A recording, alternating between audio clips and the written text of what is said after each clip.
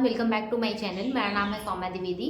आज हम इस वीडियो में बात करने वाले हैं एसएससी जीडी के फिजिकल के बारे में कि क्या मेरा फिजिकल क्वालिफाई हुआ या नहीं हुआ, क्या मैंने फिजिकल कंप्लीट कर लिया है, मेरा फिजिकल का डेट आ चुका है या फिर अभी नहीं आया है, फिर किस डेट को होगा मेरा फिजिकल, तो उसके बारे में बात करेंगे। क्योंकि जब भी मैं कोई वीडियो या फिर कोई शॉर्ट्स अपलोड करती हूँ, जो भी मुझे उस टाइम से जान रहे हैं जब मैं एसएससी जीडी का टारगेट दे रही थी और एसएससी जीडी के मॉक टेस्ट वगैरह से शेयर कर रही थी, तो ये जो एसएससी जीडी वाली जर्नी थी उस टाइम में मैंने पूरा प्रॉपर सारी चीज़ें आप लोगों के साथ शेयर की कि एसएससी जीडी में मैं किस तरह से टारगेट को फॉलो करती थी, किस तरह डेली का टारगेट मैं कंप्लीट करती थी और मॉक टेस्ट क्या होता था। हर मॉक टेस्ट में आपको शॉर्ट्स पे या फिर उसका एनालिसिस करके उसका आपको स्कोर बताती थी।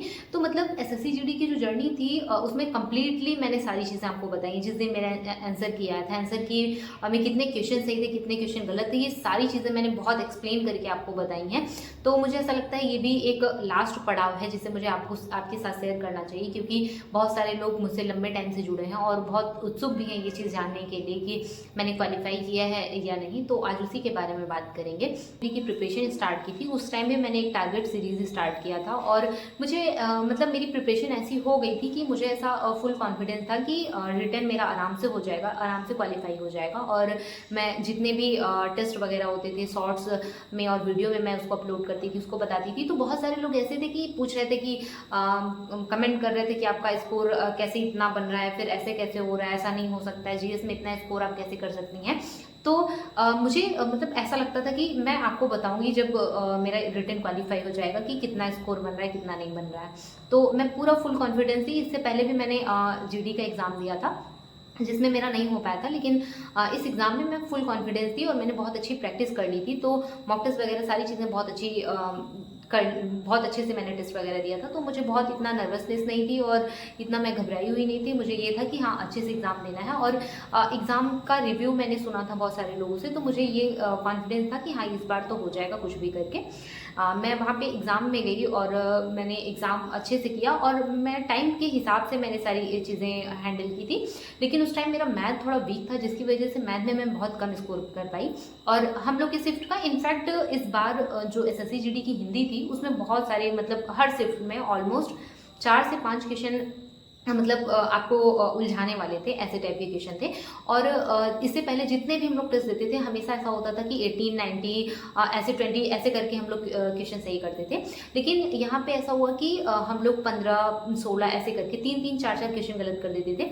जब भी मॉक टेस्ट में मैं रिव्यू करवाती थी तो हमेशा ऐसा बोलती थी कि 1 से 2 क्वेश्चन आपके गलत होने चाहिए, लेकिन कोशिश करिए एग्जाम में ये भी ना गलत हो। लेकिन इस बार के एग्जाम में ऐसा हुआ कि 4, 5 क्वेश्चन लोगों के गलत हो गए हिंदी में। तो जिस दिन मैं एग्ज़ाम दे के आई तो मुझे ये था, मैं आपको ये सच बताऊं कि मैं जब एग्ज़ाम दे के आ जाती हूँ तो उसी टाइम मुझे पता चल जाता है कि हाँ, होगा कि नहीं होगा या फिर क्या चीज़ें होंगी। तो उस टाइम मुझे बहुत ज़्यादा मतलब बुरा लगा कि मैथ्स में क्वेश्चन मैंने गलत कर दिए हैं, या फिर मुझे अंदाज़ा हो गया था कि कितने क्वेश्चन मैंने किस में अटैम्प्ट किए हैं, कितने क्वेश्चन सही हैं। जो क्वेश्चन मुझे बहुत ज़्यादा उलझाए हुए थे, जैसे हिंदी के क्वेश्चन कुछ ऐसे थे, तो मैंने वहाँ से निकलते उसको सर्च कर लिया कि हाँ, ये सही है कि नहीं सही है। तो वहाँ पे 1-2 क्वेश्चन या 3 क्वेश्चन मैंने गलत देखा, तो मुझे ऐसा लगा कि हिंदी में इतने क्वेश्चन गलत हो गए। तो वो चीज़ें देख के एकदम से दिमाग खराब हो गया था। उसके बाद वहाँ घर आने के बाद मैंने जो रिव्यू करवाया उसमें जेन्युइन रिव्यू मैंने करवाया था। और उसके बाद जैसे ही आंसर की आई थी, आंसर की आने के बाद मतलब मुझे ऐसा लगा था कि मैं आज के बाद मतलब जब भी कभी एसएससी जीडी की वैकेंसी आएगी, कभी भी एसएससी जीडी का एग्जाम नहीं दूंगी, ना ही मतलब कोशिश भी नहीं करूंगी। मतलब मैंने कितनी सारी वीडियो, कितने सारे लाइव में ये चीज़ कही थी कि मैं कभी भी एसएससी जीडी का एग्जाम नहीं दूंगी। आंसर की आई और मुझे ऐसा लगा कि जो भी है, जो चीज़ें हैं, जैसा कि मैंने रिव्यू करवाया था उसके अकॉर्डिंग मुझे आपको बता देनी चाहिए। उसी टाइम मतलब जैसे 1-2 घंटे बाद जैसे आंसर की मैंने चेक किया, उसके जस्ट बाद मैंने वीडियो अपलोड कर दिया, आप लोग को बता दिया कि मेरा क्या है, कितना स्कोर बना है, सारी चीज़ें मैंने आपको बहुत अच्छे से एक्सप्लेन कर दी थी।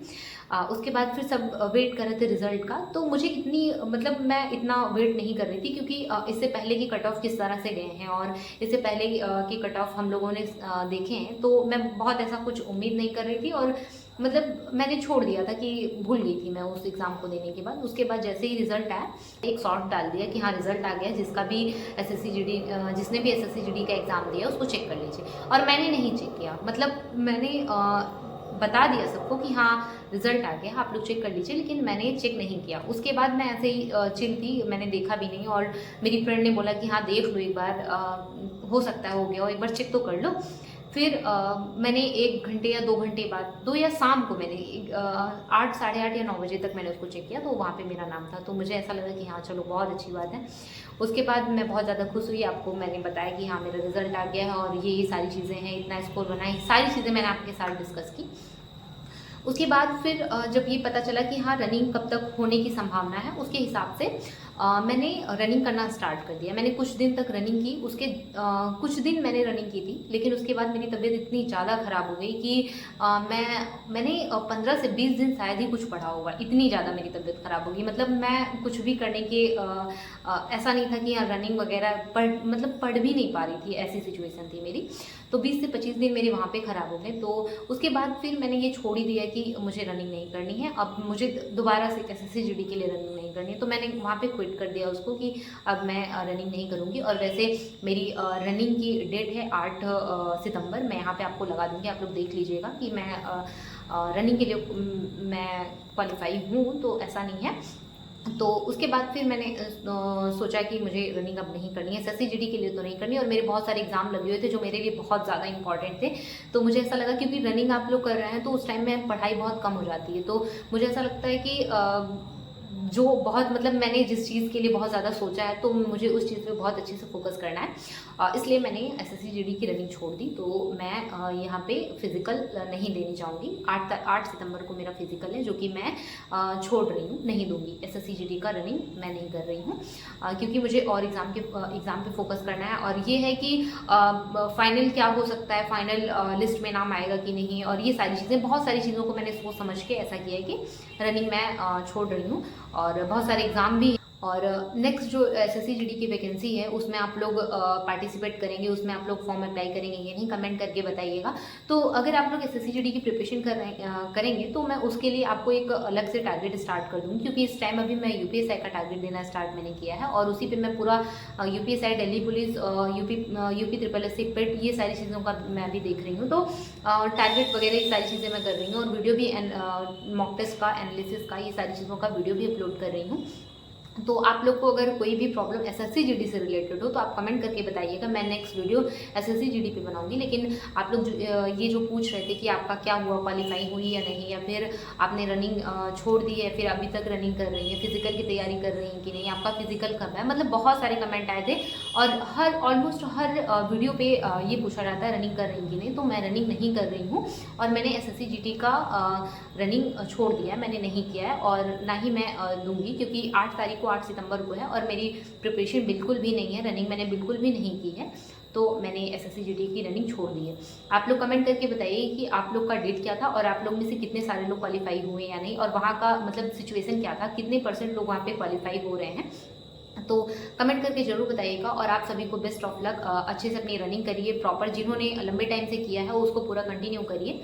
और ऐसा नहीं कि बीच में आप छोड़ दीजिए, ये बीच में स्किप करने का नतीजा ऐसा होता है कि आप बिल्कुल भी नहीं कर पाते हैं। तो अगर आप रनिंग कर रहे हैं तो थोड़ा थोड़ा करके उसको कंटिन्यू करिए, और अच्छे से अपना फिजिकल दीजिए, वहाँ पे डिमोटिवेट मत होइए, प्रॉपर अपना पूरा मोटिवेशन बना के रखिए। तो थैंक यू सो मच इस वीडियो को देखने के लिए। और ये एक इन्फॉर्मेशन थी जो कि आप लोग एक लंबे टाइम से जुड़े हैं, आप लोग को जानना बहुत इंपॉर्टेंट था कि मेरा SSC-GD क्वालिफाई, फिजिकल क्वालिफाई हुआ कि नहीं हुआ, तो ये बताना आपको बहुत इंपॉर्टेंट था। तो मैंने SSC-GD की रनिंग छोड़ दी है। आप लोग का SSC-GD का रनिंग क्वालिफाई हुआ नहीं, जो मेरे साथ प्रिपरेशन कर रहे थे वो टारगेट और ये सारी चीज़ों को फॉलो कर रहे थे, वो लोग कमेंट करके बताइएगा, जो एक लंबे टाइम से मुझसे जुड़े हुए हैं, कि आप लोग का क्वालिफाई हुआ नहीं और आप लोग की डेट क्या है। तो थैंक यू सो मच इस वीडियो को देखने के लिए।